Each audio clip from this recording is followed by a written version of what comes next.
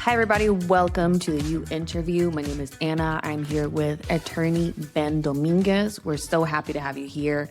This is a show where we're going to go into the person behind the practice. Today's guest is a Houston institution. We are thrilled and excited to have you here, Mr. Ben.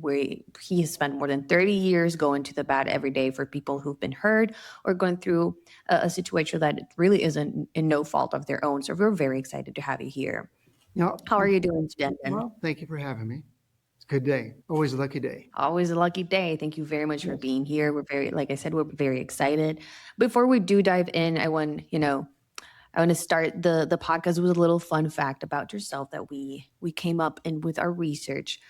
And I think it was just such a commemorative thing, especially because it's about your family. We realized you are a fourth generation Texan. Is that true? That is true. And I'm proud to live down the street from the statue of Sam Houston, who was the first president of Texas. We heard the phrase that you have Texas in your veins, in your blood, and that you're such a proud Texan. So we just wanted to bring a little fun fact about yourself, have you tell us, what does that mean?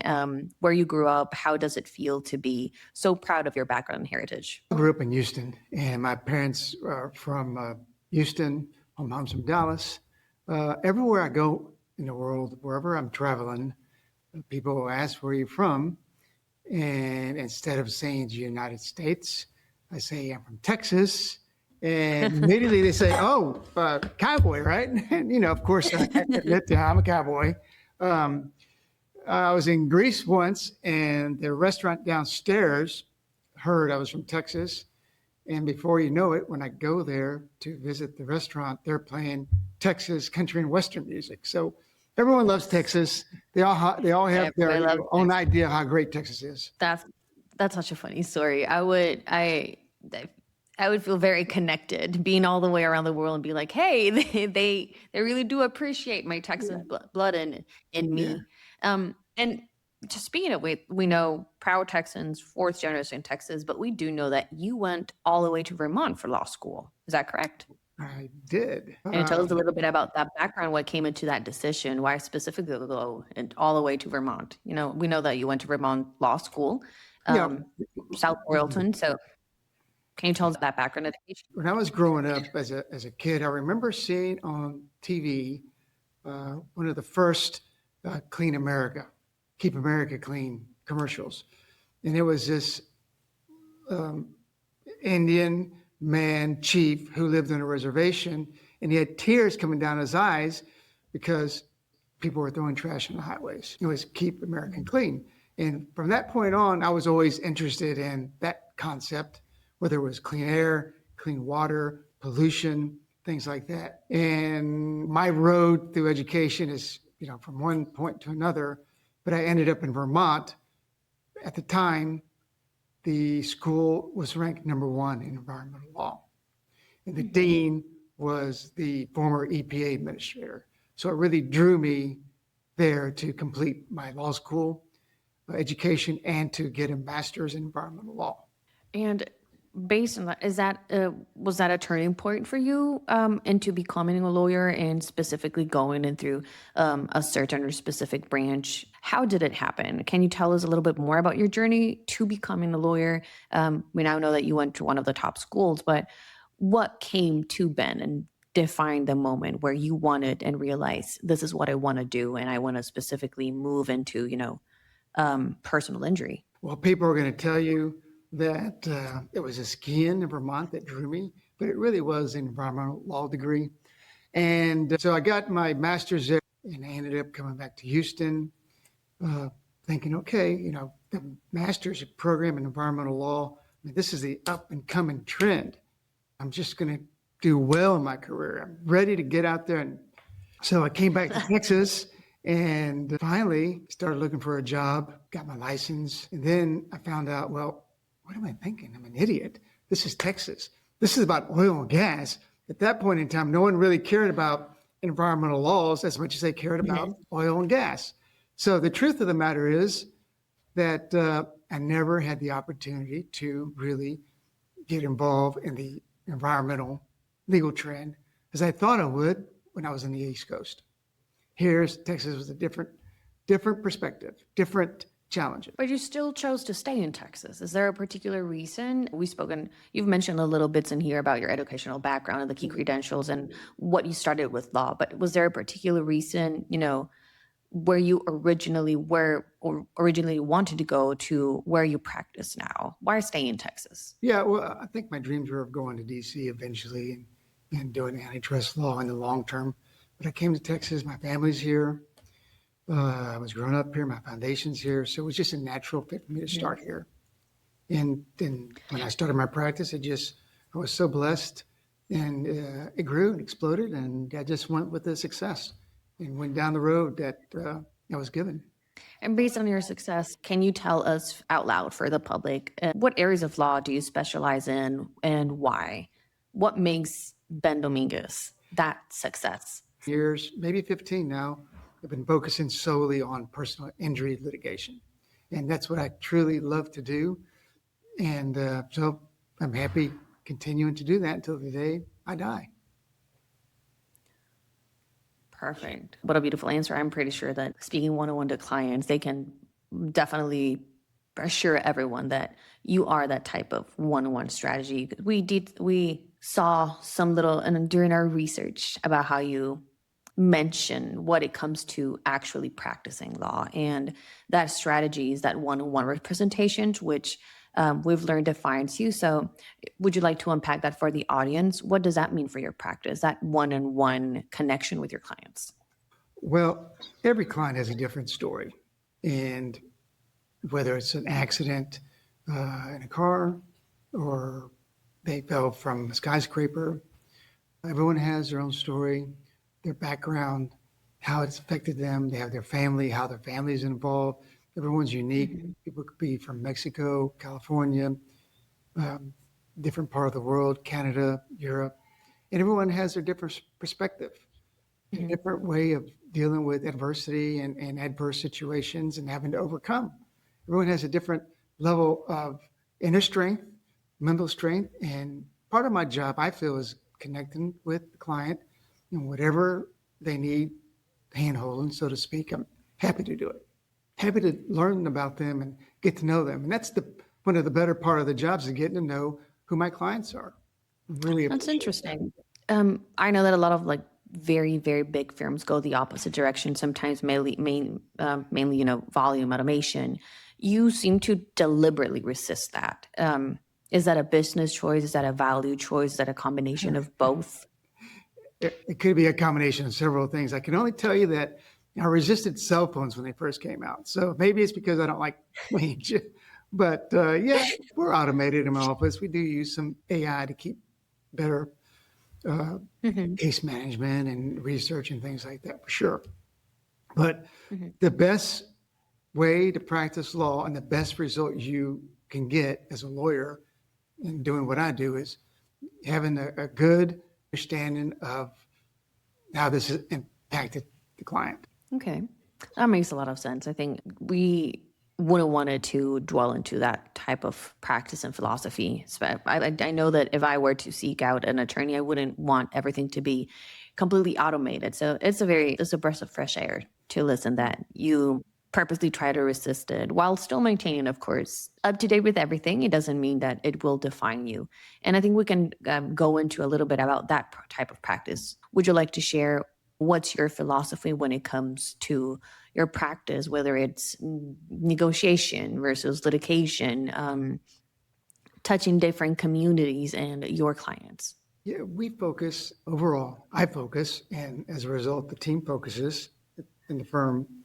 The other lawyers, the paralegal, the legal assistants, we focus on becoming better law firms.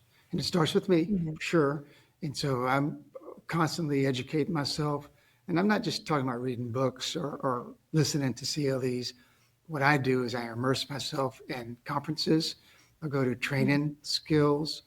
I go to different parts of the country that offer training skills, choosing juries, being a better trial lawyer, conducting a better cross-examination, understanding experts, presenting the damage model more effectively, communication with the jurors, because that's very important as well. And it takes a good amount of time to learn, to implement these skills, and to make sure everyone from the top down understands what I'm doing. So we're all going in sync and applying the same concepts. So when it comes down to each case, we're not having difficulties syncing our methodology with each case.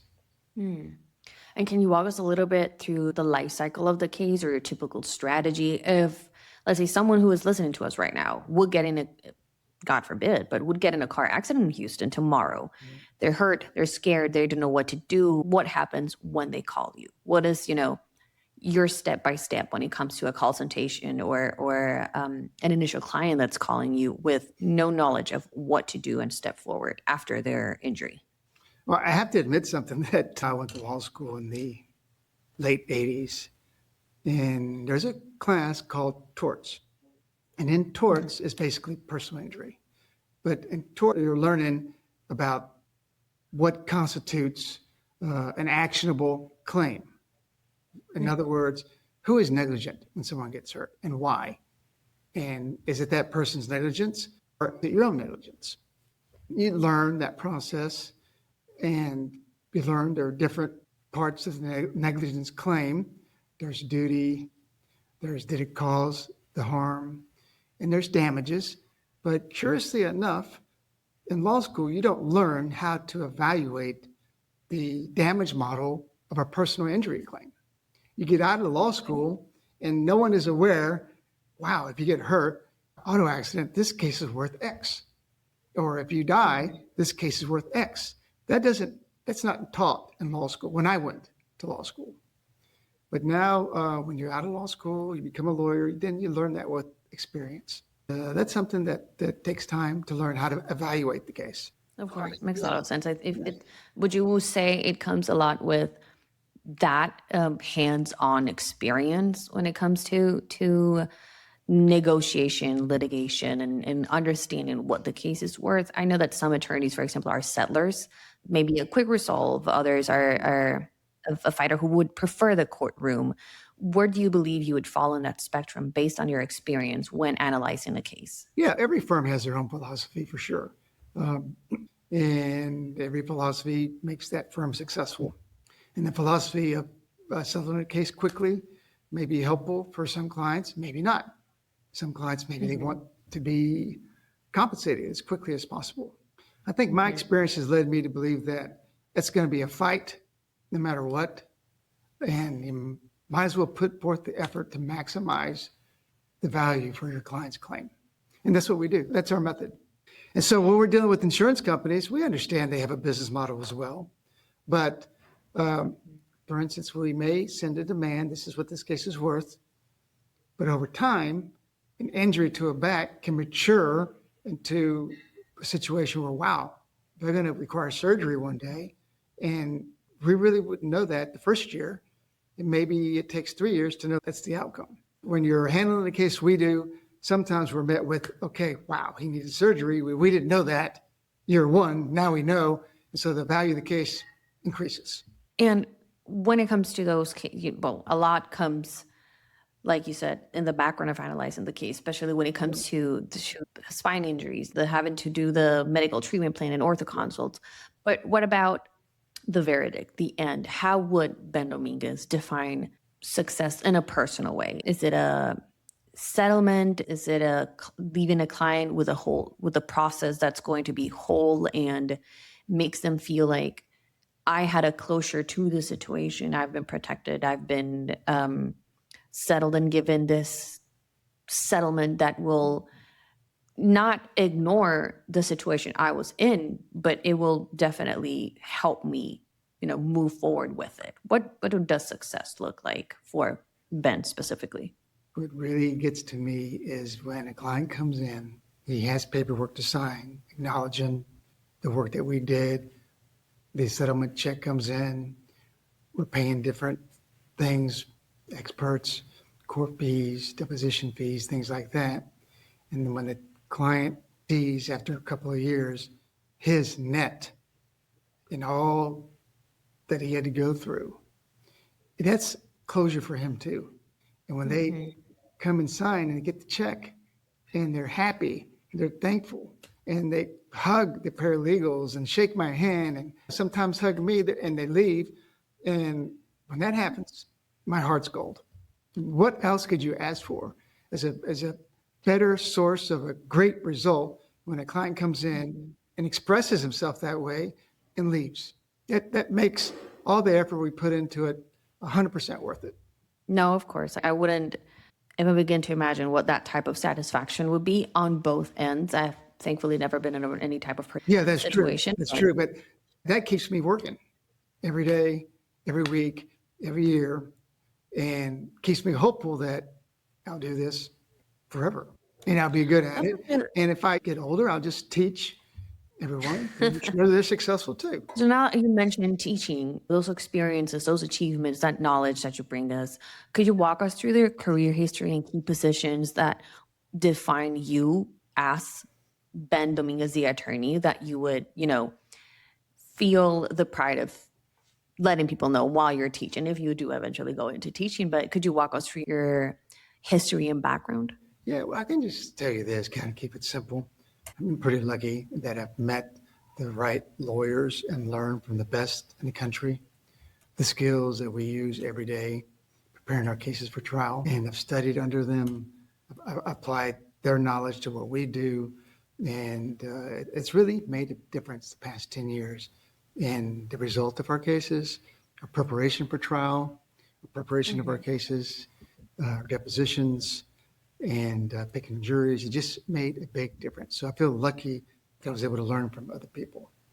And I guess in answering your question, my key goal would be to pass down that same knowledge to attorneys who are working with me so they can one day spread their wings to the staff. That would be my legacy. Gorgeous. I think legacy is a very important aspect when it comes to remarkable success and being able to give back to the people with your experience, with your history. So we do know, and I found it pretty remarkable, you have appeared twice on the O'Reilly Factor. That's like, for the people who don't know, that's the national primetime audience. You've been quoted in the Houston Chronicle and the Austin Statesman, and you've been on the Michael Berry show. How did this opportunity come about? What are they about? Why are you so humble that you don't want to talk about it? Michael Berry's a great guy. I've known him for many years before he became a politician, or when he became a politician. And I was just fortunate enough to be asked to be on his program. I think when you're from the location where you're practicing, you have more opportunities to be in the right place at the right time. And that's where I was fortunate, for sure. It's easier to open doors, more people. You feel more comfortable opening the door, going to where you need to be. You're not just trying to figure out what's going on in the culture. So I think that's an advantage of practicing where you grew up, if that's what you want to do. It's certainly one advantage. I can tell you that I ran for office once too, and you didn't mention that, but I ran for office. You probably didn't mention it because I didn't win, but that was a great experience running for office. I was about to mention it, but I'm so happy that you did. Yeah. And I actually did want to ask you, when it came to this, when you're representing the legal perspective, national, you go in for, do you feel like it's as nerve-wracking, or do you treat it as another courtroom? Do you merge your perspectives? Do you go as Ben Dominguez the person, or do you go as the attorney? My limited experience with political races, campaigns, was going door to door, knocking on doors with my brochure or someone else's brochure, asking for their vote, and meeting whoever answered the door was willing to talk to me. That was my experience, and it was a great experience. I met so many people that way. And it would be in different neighborhoods. Would be in the museum, the Heights, West U, out in Camp Logan, part of the district where C is, over there by the old Fiesta as well, off of Caroline Drive. So it was in different areas of the city. And do you feel like that advocacy that you did in the law to connect, did that come from you wanted to showcase that in politics and be able to be the bridge between your community? No, I think what it is actually, it's easier than that, is that I'm a pretty loyal person. So if I met someone that I believed in their message and I believed in what they wanted to achieve for their community, I would go out there and knock on doors, for sure. That was more what it was, the loyalty to that person who I knew, from my perspective, had a good heart and a good mind and wanted to help others. And when it comes to that type of loyalty, can you tell us a little about your typical clients now on a day-to-day basis? How would you describe your current legal services and that type of loyalty to your clients at this moment? Sure. Oh my gosh. Yeah. We have people who call us, and like everyone else, people who just came to Texas or Houston, and so they're a new client. But I'm always surprised when I get a call from someone I represented 30 years ago. Hey, Ben, remember me? Hell yeah, I remember you. Of course I remember you. Well, my kid was in an accident, or my daughter now needs that. Oh yeah, tell me about her. Oh, well, she's a doctor now, or she's an engineer now. She needs help. So it's just like a neighbor, like a friend. You saw their family grow and you get to see them again. It just, a wonderful experience.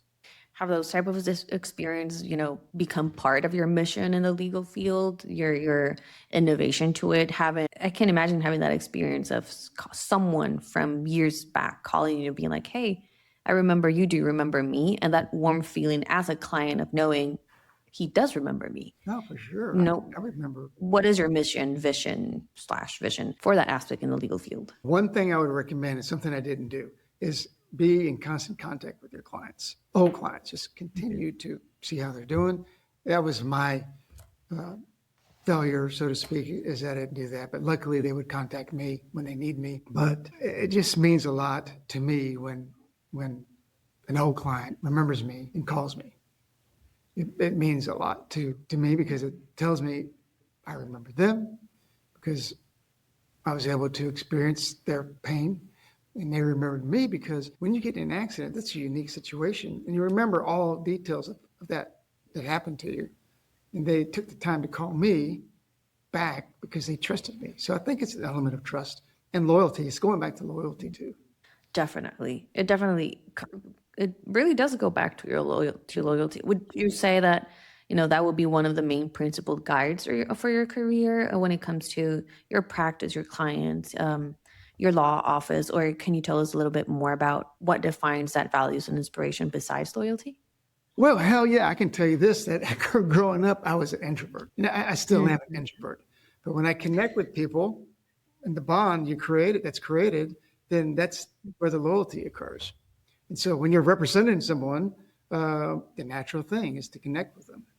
The natural thing is to create a bond with them. And so, yeah, that's just the way it's normal for everyone to do that. And I'm just lucky to be able to do that with my clients and have the time to do that. And I would rather do that than send someone else to do it for me. And speaking of someone else to do it, do you have professional role models or someone that you really do aspire in your day-to-day to, I really do want to think, act, and be like this person? Do you look at yourself in the mirror and compare yourself to a specific role model would you like to feel connected to? Ooh, that's a good question. My role models are more, well, I'll give you an example. There are lawyers out there who have these great personalities, and I see how they interact with clients. And I think, man, they're so damn personable. I would love to be that way. And of course, I try to improve myself like they are. There are lawyers who are just so well-spoken and brilliant. And I say to myself, my gosh, I wish I could be that way. It takes time to improve. But when I was in law school, I remember there was this professor in Vermont.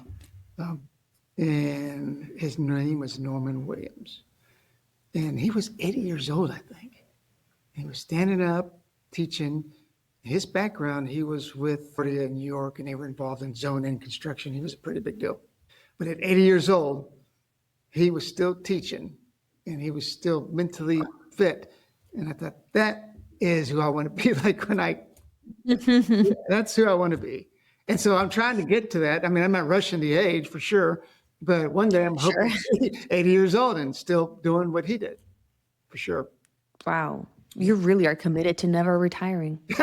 Yes, I just love what I do that much. But, I make time for friends and family and, the important things that we all should make time for. I think it's a very inspirational thing, to see someone at that age just knowing how much they love what they do and taking that as your, role model. Because at the end of the day, you can strive to be like someone, but taking that very specific aspect of that situation, it's a very inspirational thing to want to be able to do something that you love for so long because you love it. Yeah, it's just amazing And that people like Professor Williams are there to inspire people, for sure.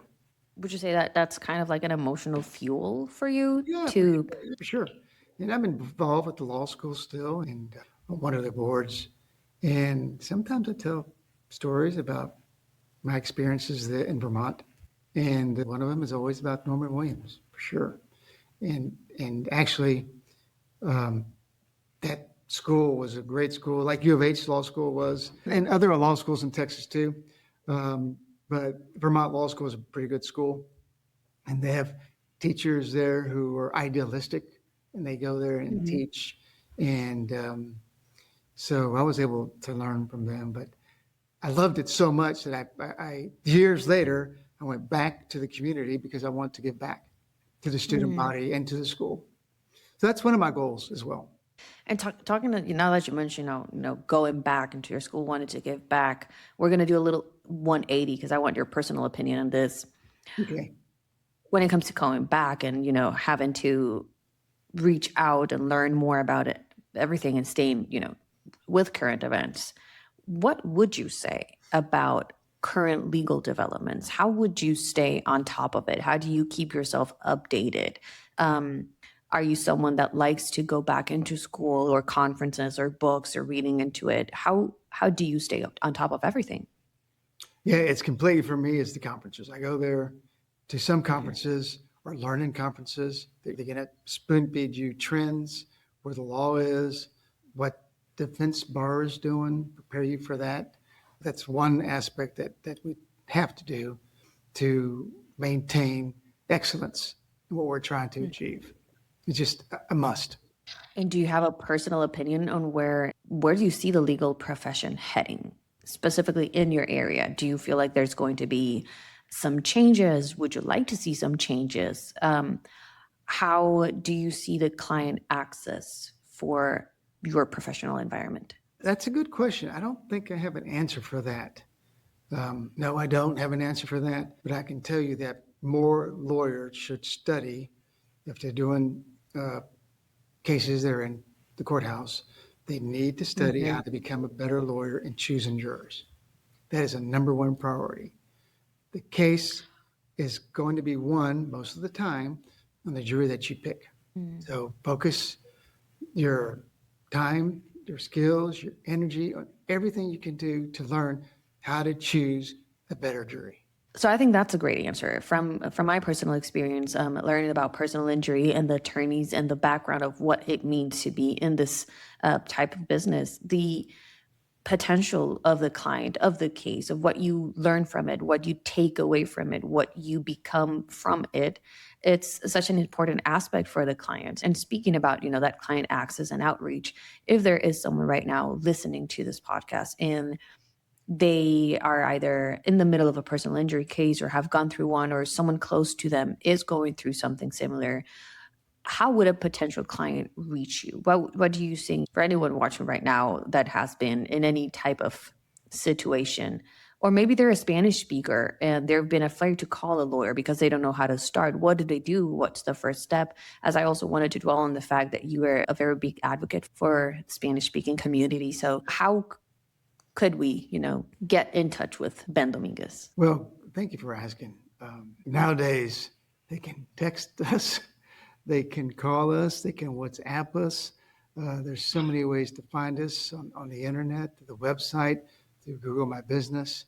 I publish my cell number on my website, so if they want to text me or call me, people can. There's also numbers that they can call the office directly. So we're not making ourselves hard to find. We're making ourselves easy to communicate with.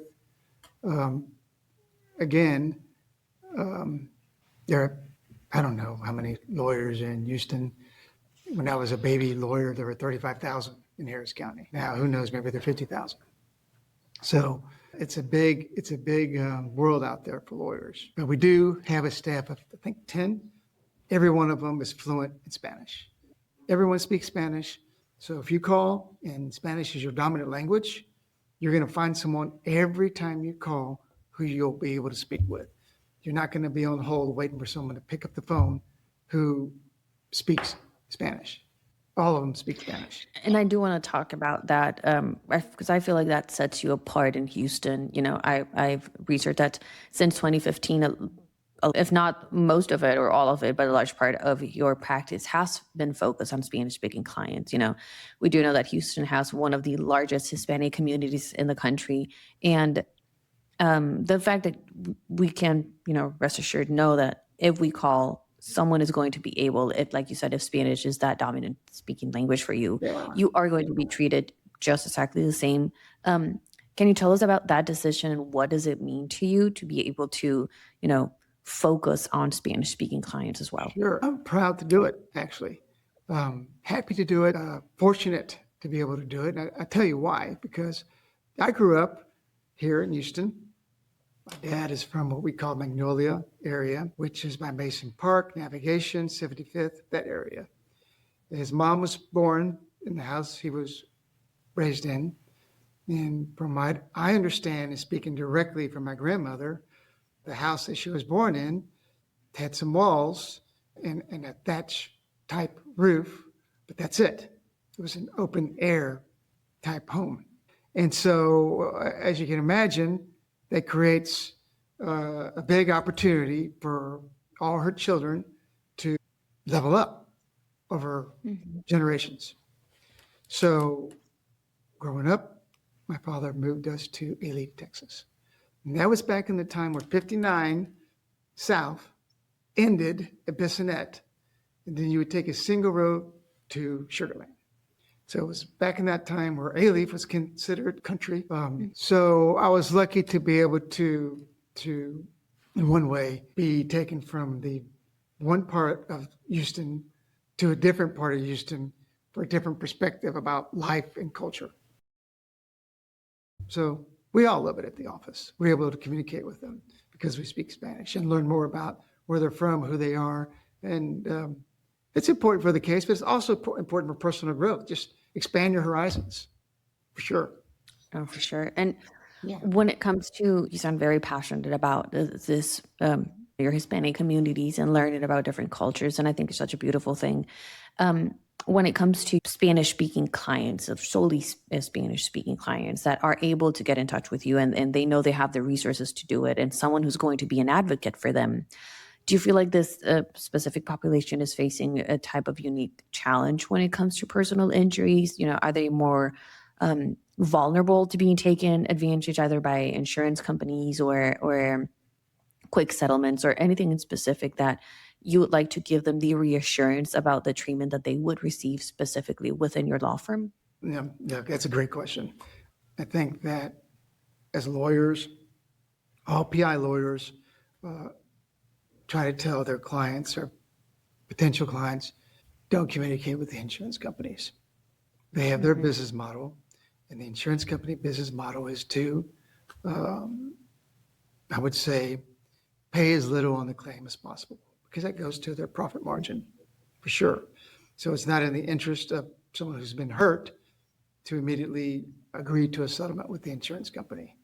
It's always important to speak to any lawyer to give some good advice as to what should be done. And most lawyers, if they don't do personal injury, they know someone who does, and they can just refer them to someone who's good. And all lawyers are good at what they do. And personal injury lawyers, a lot of them have the same passion that I do, I would say, and doing personal injury. Most lawyers who are practicing for 2 decades, they found their niche. They want to stay in their niche. And if they're in PI, then they're going to like PI for sure. But when they come to us, we share our experience, we share our opinions, and we're in protector mode, shall I say. And that's our mindset, for sure. That's our mindset. I think it's such a great thing that you mentioned that protector mentality for them. I feel like a lot of clients sometimes that makes them feel a little uneasy, not knowing, is this attorney helping me because, I'm hiring them, or because they see me as someone that is in a vulnerable position and that needs assistance and needs someone to be not only a speaker of myself, but of my situation. And I think it's such a great process that you feel so involved in your consultation and your clients, and that you have such a clear conscious of mind of your background, your experience, and what is it that you're passionate about with personal injury. So thank you very much for, Sure. I mean, letting I do us the same know. thing. If I go to my doctor, he's going to know more than I am. Vulnerable, right? If I go to my CPA, I'm going to be vulnerable. Just tell me. If I go to an embassy, the person working there, I'm vulnerable to them. They have more knowledge. So I'm the same position as a lawyer. I have more knowledge. And I think it's a great thing of knowing I do have more knowledge in this, but I also want you to understand what is it that I'm doing, what will I do, why will I do it, and treat them not only as a client, but of that combination of, hey, this client is a human. This is a person that's has gone through a very possible traumatic experience, and I want them to feel as connected to me as I would feel connected to them. And speaking about those, the client speaking position, for the people out there, if you could let us know, is there a consultation process that you would like them to know? Is there virtual services, in-person services? Is there a method that you specifically like to follow through for new clients? Yeah, for sure. For sure, we can meet them in the office if it's convenient for them. In today's world, it can be a video conference on WhatsApp. It can be a Zoom video, but we need to see someone face to face somehow, any way we can, as soon as we can, so we get an idea of who they are, what they experienced, what the potential problems are, what they're going through, what happened, what do they need. We are jumping in just like that. And it's hard to do if you're just picking up the phone, back in the old days on your BlackBerry. So now it's a little bit easier to do. And so we're lucky to be able to pick up the phone, get on WhatsApp, videotape them, or video conference and talk to a client. It's much easier now, for sure. And the Zoom too. Perfect. And what about to let them know out there, do you by any chance work on any type of contingency-based plan? How would that closure of the services or consultation will work with you? Yeah, a long time ago, I read Abraham Lincoln said, your biggest asset to your client is your time. And in a PI case, personal injury case, we're working on contingency fees. It means we are not being paid until and unless we settle the case. And that means all our work, I say it's we're doing it for free until we win. And if something happens, God forbid, the case goes south for some unexpected reason, all our time in that case we invested was for free. And all we want to do is help the client. But going back to Abraham Lincoln, it's very true. Your time is free. It's the best asset.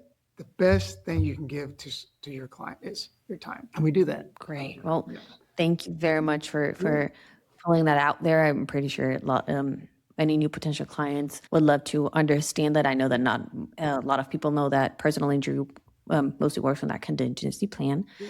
We're going to do a little lightning round. So just short answers. First thing that comes to mind for people to get to know you a little better on your instinct thought process. Are you ready? Okay, let's see. Okay. Best city in Texas. Best city in Texas? Best city in Texas. I'm going to say Houston. Houston, Texas. Okay. Courtroom or conference room? Courtroom. Best piece of advice you've ever gotten? Whoa. Best piece of advice is keep your mouth shut. How's that? Amazing advice. Amazing advice. What is one thing that you feel people get wrong about personal injury lawyers? Oh boy, there are a lot of things people get wrong from personal injury lawyers. There are some talented lawyers out there.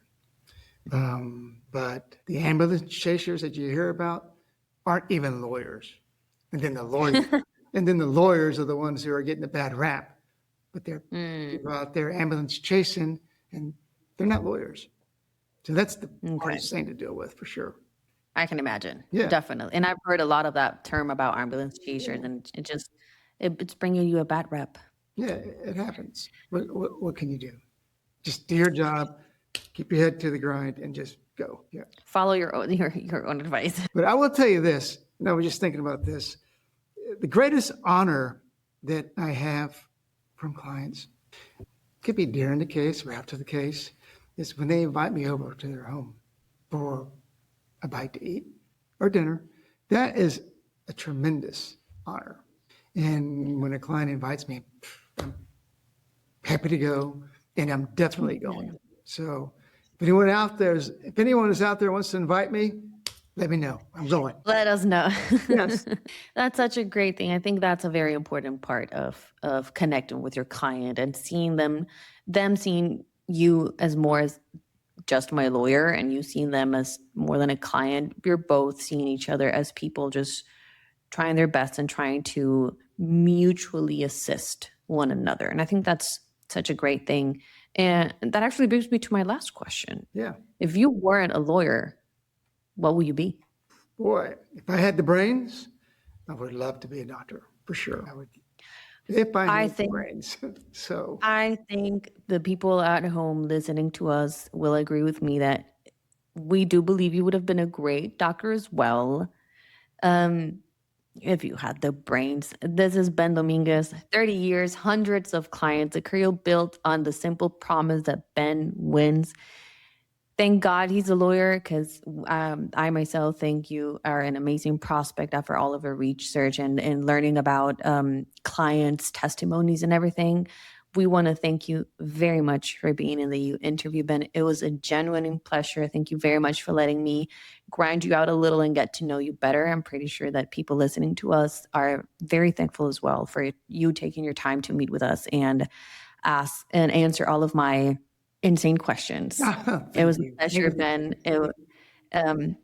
If anyone ever needs any type of assistance or has a question, or you want them to leave this podcast and this interview with one clear message, what would that be?